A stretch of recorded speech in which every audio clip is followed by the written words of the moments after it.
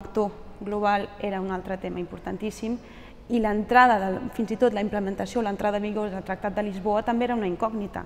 En un principi pensàvem tots també que entraria en vigor més aviat del que finalment ha estat. I per tant, quan vam començar a planificar realment aquesta presidència, primer ens vam plantejar que era una presidència de transició. Tampoc ha estat així. No hem tingut temps de fer aquesta transició, ni política ni institucional.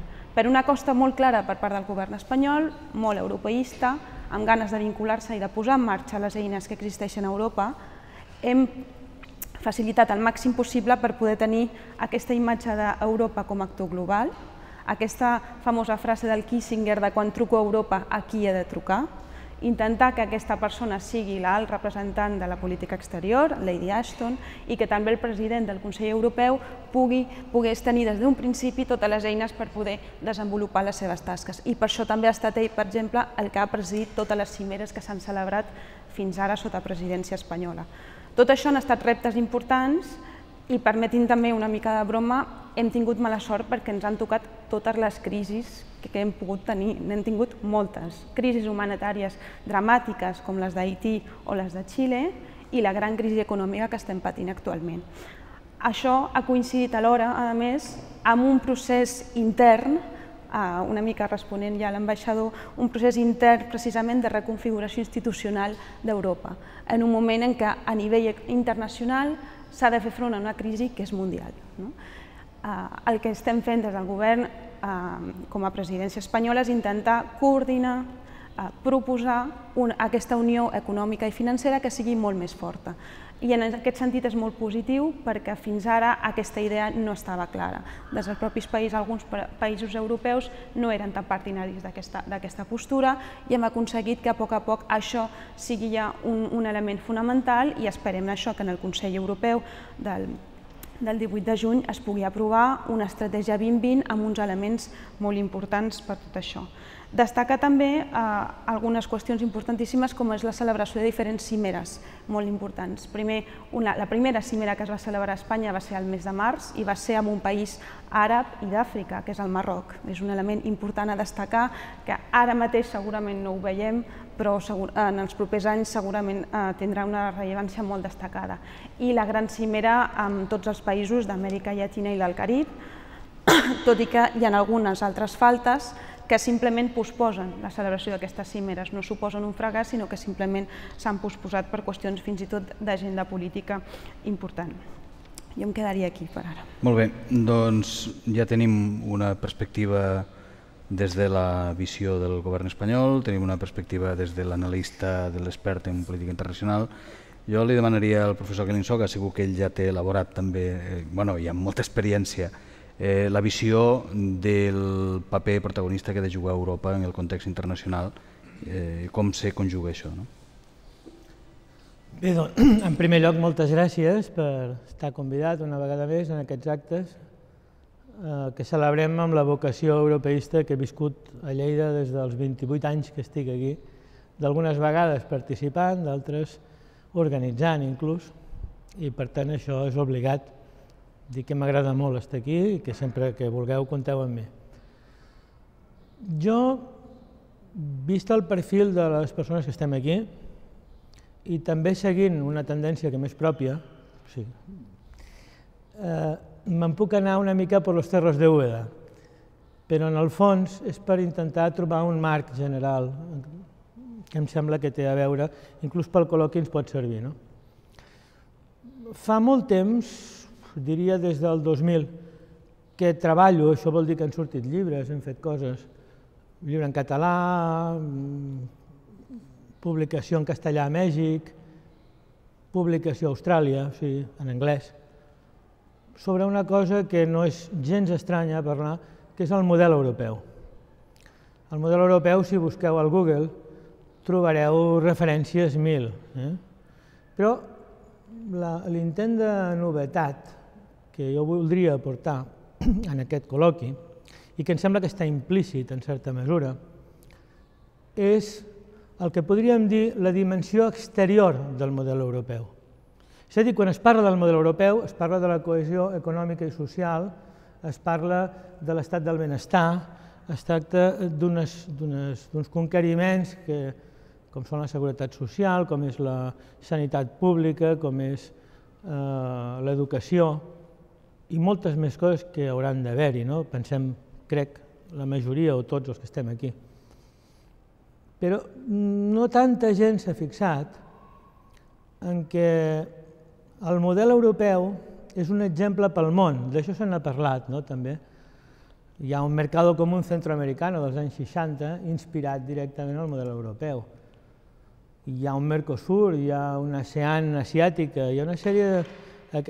Aquest intent de superar el dogma de la sobirania, d'anar més enllà, com deia l'alcalde abans, de les fronteres dels estats, cada vegada és una sensació, una necessitat, una percepció que es fa més palesa arreu del món. I ho dic per una raó molt clara, hi ha un vincle claríssim, i això sí que he tingut oportunitat d'investigar-ho, i fa molt poc, entre el que és el model europeu i la construcció del món. És a dir, en un món on hi ha tsunamis, crisis financeres, gripe A, etc., si el model europeu està organitzat només de cara endins, hi ha migracions, hi ha 50.000 problemes que són globals. I si el món no funciona, Europa no funcionarà, o no funcionarà bé. I per poc que estem amatents als valors europeus proclamats al Tractat de la Unió. Penseu que la Unió, aquest model europeu, no és neutre. Aquest model europeu sembla, políticament, és de dretes, d'esquerres. Què és aquest model europeu que estem fent?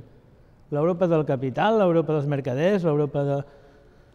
El model europeu és molt clarament, si agafem l'obra de Bobbio, que va ser en el seu moment molt il·luminadora i molt polèmica, va donar molt que parlar sobre el que és dreta-esquerra i si servia encara aquesta distinció.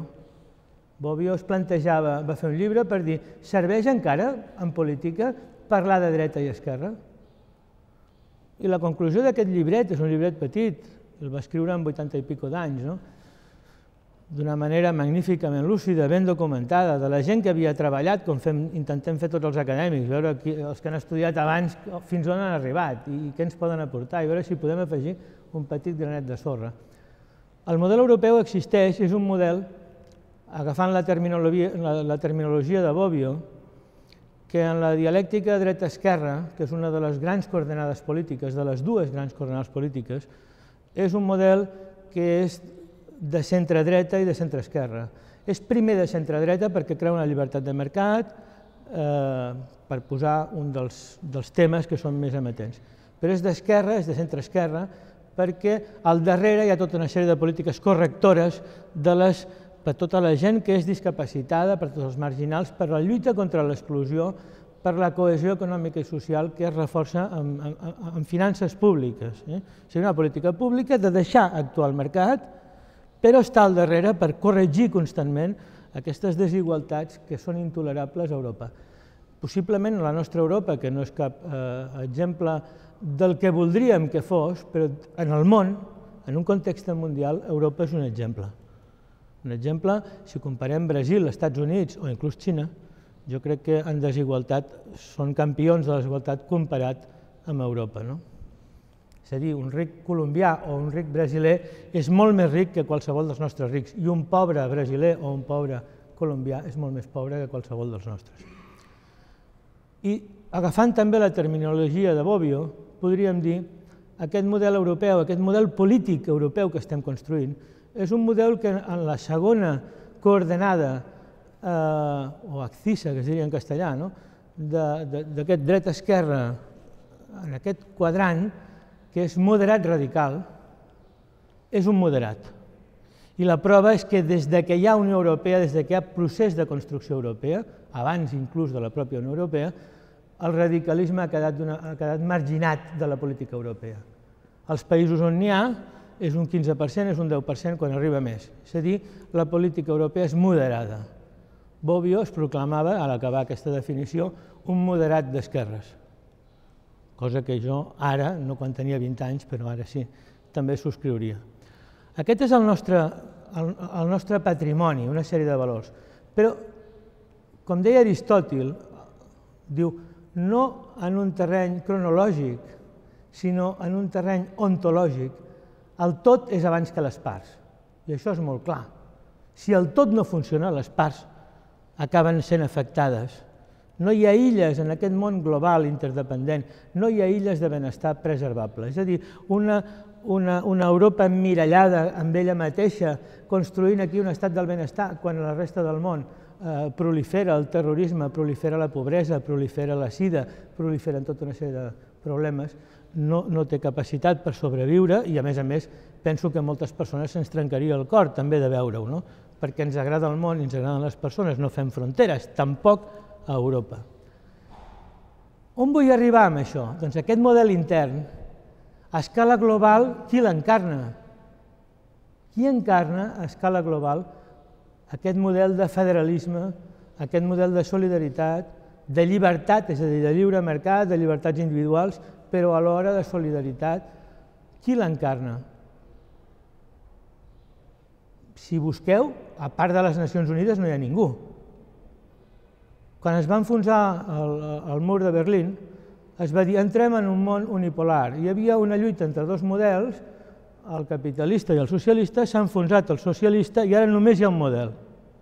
La guerra d'Iraq ens va demostrar que hi ha dos models al món, l'imperial i el federal. El món es pot organitzar des d'una gran potència que dirigeixi i amb bona sort pensant com una espècie d'imperi romà del segle XXI, que ens acabarà civilitzant a tots, imposant la seva llengua, els seus costums, el seu dret. Aquest és el model imperial, un centre que irradia una capacitat de poder i de civilització fins allà on pot. L'altre és el model que estem construint a Europa. I és que us demano que el model que estem construint a Europa és un experiment senzill del model que hem de construir pel món. Si és difícil posar-se d'acord 27, no us parlo de 194. I per tant, aquest model del que podríem dir, que abans ho ha dit el senyor ambaixador, de governança global, és a dir, és més que governabilitat, no hi ha uns que manen i que dirigeixen, sinó s'ha d'anar comptant amb totes les forces i sabent sempre que, per exemple, els representants electes, estic a punt d'acabar, y perdoneu, el professor diu, te ganaràs el pan con el sudor de tu lengua, no? Perdoneu, us volia dir simplement que si agafem, i amb això acabo, la projecció exterior del model europeu, veureu que qui paga més a Nacions Unides és la Unió Europea i els seus estats membres, que el 60% de la cooperació al desenvolupament el dona la Unió Europea als seus estats membres, que qui promociona l'associació, i això al tanto, perquè és molt simbòlic, l'associació dels països del tercer món, perquè s'integrin, cooperin entre ells, és la Unió Europea, tracta amb els de l'OME, tracta amb els d'Amèrica Llatina, tracta amb els de la Mediterrània. Això no ho fa als Estats Units, al Carib, per exemple. Els Estats Units parla amb El Salvador li dona molt perquè hi ha aquest règim, però a Nicaragua no li dona perquè hi ha aquest altre règim. La Unió Europea fa un esforç de ser objectiva en les seves relacions exteriors. Un altre exemple important, i és l'únic, l'últim que us dic, és el del canvi climàtic. Agafeu l'actitud de la Unió Europea envers la governança mundial i el tema del canvi climàtic, on té un paper capdavanter, i analitzeu a d'altres potències com Xina, com Índia o com Estats Units. Ja sabem que Europa és una cosa que ens construeix a poc, a més això, diguem, mantenint equilibris, i com s'insereix Catalunya, Espanya, dins d'aquest procés de la construcció contradictòria i lenta d'Europa. Josep President. I de fet s'ha explicat ja moltes coses, però jo sí que voldria participar en 2 o 3 reflexions també aquesta tarda, així per entrar i ho intentaré fer d'una manera molt ràpida. Algunes d'elles ja s'han apuntat i fins i tot s'han expressat amb més voluntat i amb més consciència, que no pas ho podré fer jo, però a mi em preocupa molt el fet que des del punt de vista de la construcció europea que hi ha una cessió de sobirania per dalt. També estiguin apareixent a Europa en aquests moments moviments eminentment molt nacionalistes que, diguem-ne, estan tibant la corda cap a baix i que, per tant, això no ho podem oblidar. I, per tant, aquí hi ha moviments, diguem-ne, cap a un costat i cap a un altre. I després, independentment d'això, també hi ha el fet d'aquest model europeu que es mira tant cap a dins, que a més s'ha cuidat tant. Si no haguessin fet el mur és a dir, si haguessin pogut, potser haguessin fet fins i tot una muralla Xina-Europa, però l'hem fet amb regles, amb normes i amb tractats internacionals per tal que aquí no poguessin arribar segons quines coses, segons qui, que ens poguessin, diguem-ne, destorbar aquesta pau interna europea, que de vegades la pau l'únic que porta és que al final acabi sent un cementiri, i intentem que això no passi. Però de tota manera jo el que volia dir era el fet que tenim aquí sempre ens hem vanagloriat d'una gran cohesió social, tornant amb el que deia de model europeu intern. I ara, clar, amb tota la crisi econòmica que hi ha hagut i sobretot amb tota la crisi, diguem-ne, també de valors, que és el que hem fet, tothom ha estat posat fins a les orelles, diguem-ne, dins del fang, si em permeteu expressar amb un to col·loquial, doncs clar, arriba un moment que hem desencarnat tota aquesta cohesió social i això de la tolerància i la solidaritat, i per tant ens surten aquests rebots, perquè nosaltres, alemans, hem de pagar les jubilacions anticipades dels grecs i perquè nosaltres, anglesos, hem de suportar, els anglesos potser és un cas a part, o potser nosaltres, francesos, hem de suportar el deute espanyol. I per tant, jo suposo que ja veieu cap allà on va el tema. És a dir, per tant, tot això, el que al final acaba fent sorgir és el fet que aquesta Europa, que s'ha construït amb tant esforç, que comporta tant